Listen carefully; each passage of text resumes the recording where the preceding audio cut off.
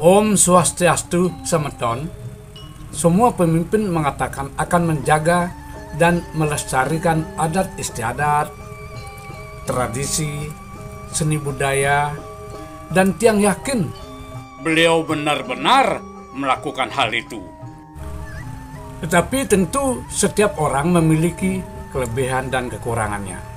Khusus dalam seni pertunjukan, mungkin di antara beliau-beliau itu ada yang sebagai pembina, ada yang sebagai penikmat, dan bahkan ada sebagai pelaku. Oleh karena keterbatasan durasi, Tiang hanya menyuguhkan beberapa pemimpin yang Tiang lihat langsung yang terlibat di dalam seni, khususnya seni pertunjukan. Yang pertama, Profesor Dr. Ide Bagus Mantre. Siapa yang tidak tahu ini? Bagi para pengamat budaya, pasti mengakui beliau sangat berjasa di dalam pengembangan pelestarian seni budaya di daerah Bali ini. Tiang kira bahkan hampir bisa memastikan kalau tidak ada Profesor Dr. Ide Bagus Mantre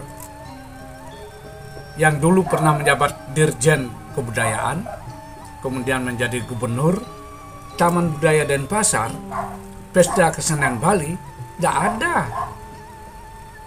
Itulah salah satu karya beliau yang monumental, yang diwarisi oleh kita sekarang ini.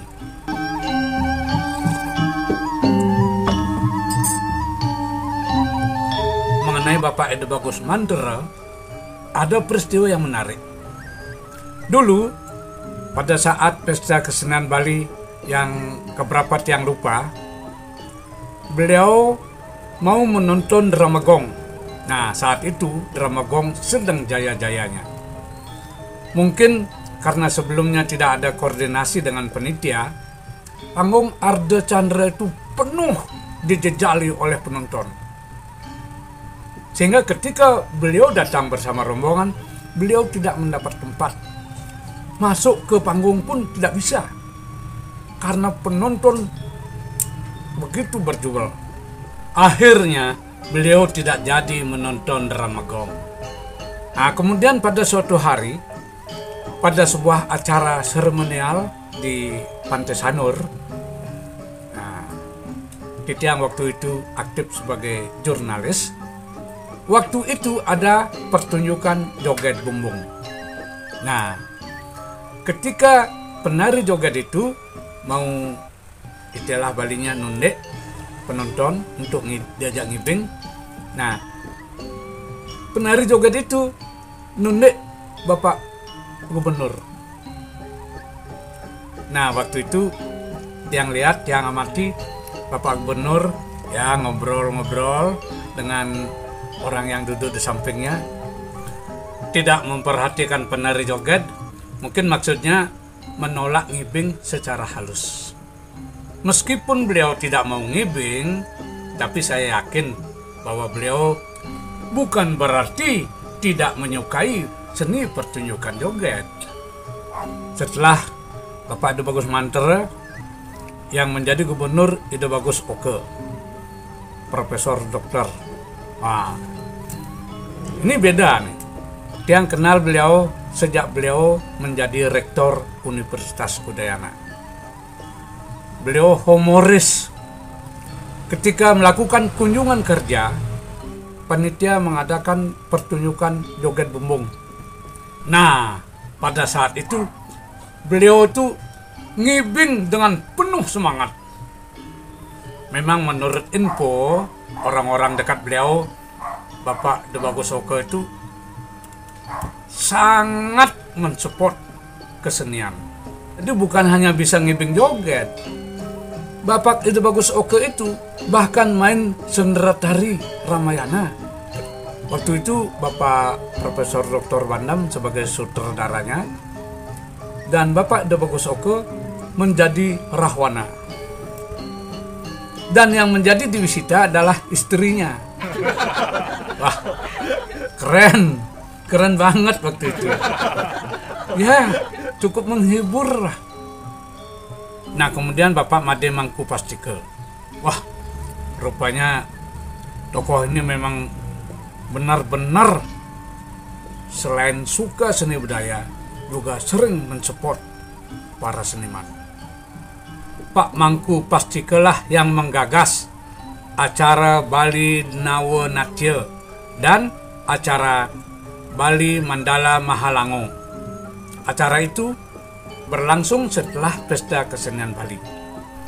Acara itu digelar, mungkin maksudnya supaya Taman Budaya Denpasar itu tetap ramai. Apang sing suwung cara semua. Dua acara itu digagas pada tahun 2016. Namun pada tahun 2019 acara itu sudah dihapus oleh Bapak Wayan Koster yang menggantikan beliau. Nah, bagaimana bukti-bukti Bapak Mangku Pastike sangat mencintai seni budaya? Saya sering melihat beliau itu jalan-jalan di acara PKB. Ada penonton yang ingin berfoto dengan beliau. Jadi ya, Bapak Mangku Pastike seperti artis juga. Kepada saya beliau pernah mengatakan bahwa beliau itu mencintai kesenian wayang. Salah satu dalang yang digemarinya ya dalang Cenblong, terus dalang Wayan Nardayana. Dan pada acara PKB beberapa tahun yang lalu, saya lupa, ketika beliau menjelang mengakhiri jabatannya, beliau menonton langsung pertunjukan wayang Joblar. Dan usai pertunjukan, beliau mengucapkan selamat kepada dalang.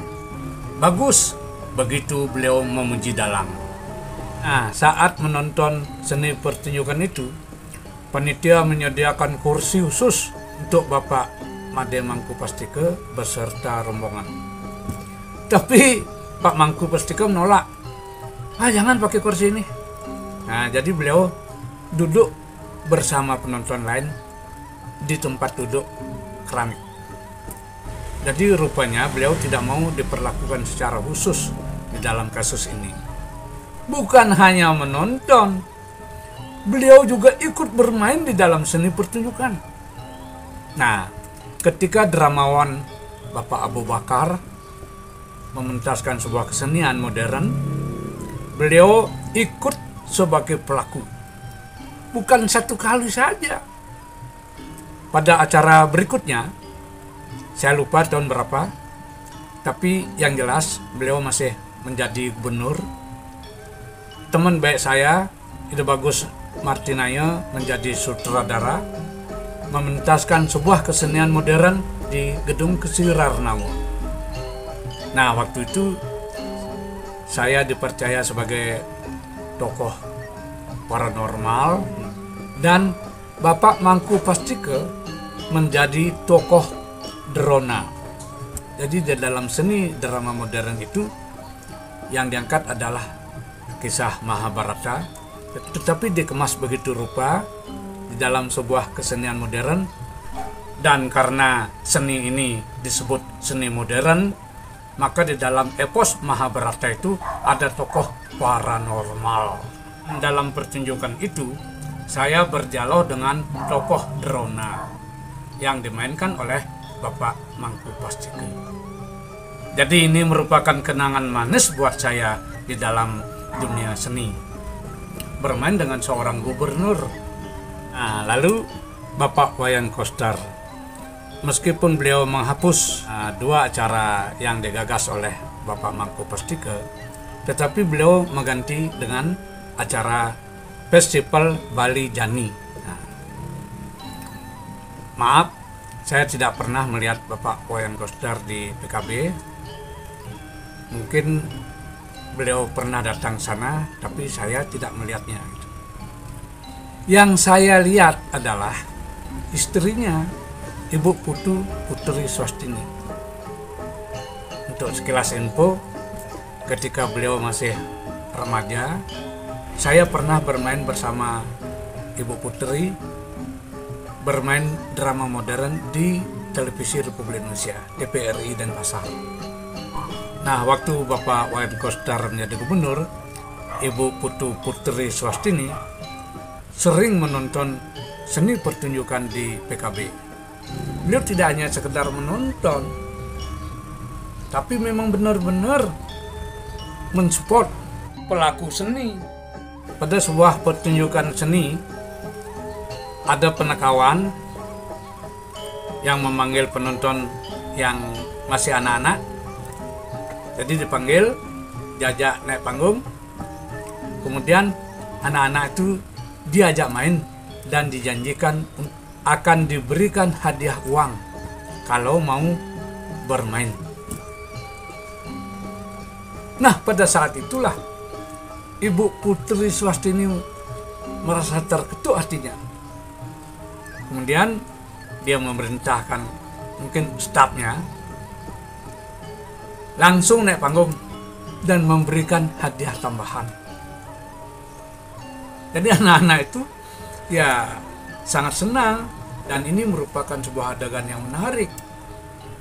Nah, semeton, yang menurut Titiang, sebaiknya pemimpin-pemimpin yang akan datang, baik itu gubernur maupun bupati, kalau memang benar-benar ingin menjaga dan melestarikan, termasuk mengembangkan seni budaya, khususnya seni pertunjukan, sebaiknya para pemimpin itu tidak hanya mengucapkan, "Saya lestarikan seni budaya."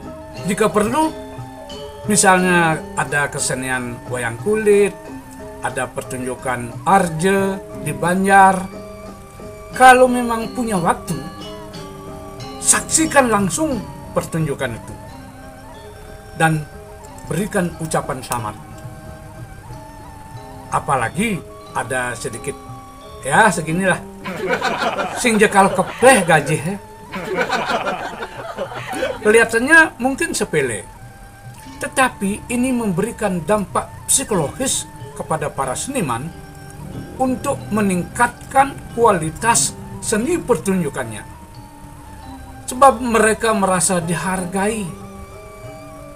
Khusus seni wayang kulit sudah diakui sebagai seni budaya yang adiluhung oleh UNESCO, salah satu badan dunia perserikatan bangsa-bangsa yang menangani kebudayaan.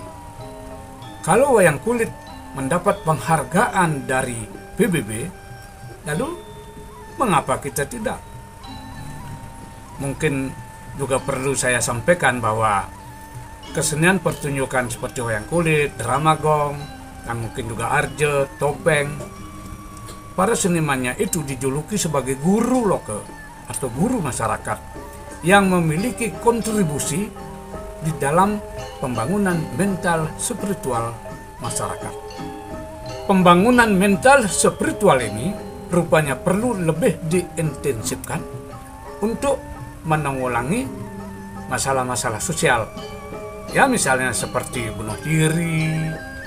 Sebagaimana kita ketahui, angka bunuh diri di Indonesia, Bali menempati urutan pertama. Nggih, amunika jerumun titiang sinap antuk Paramasanti.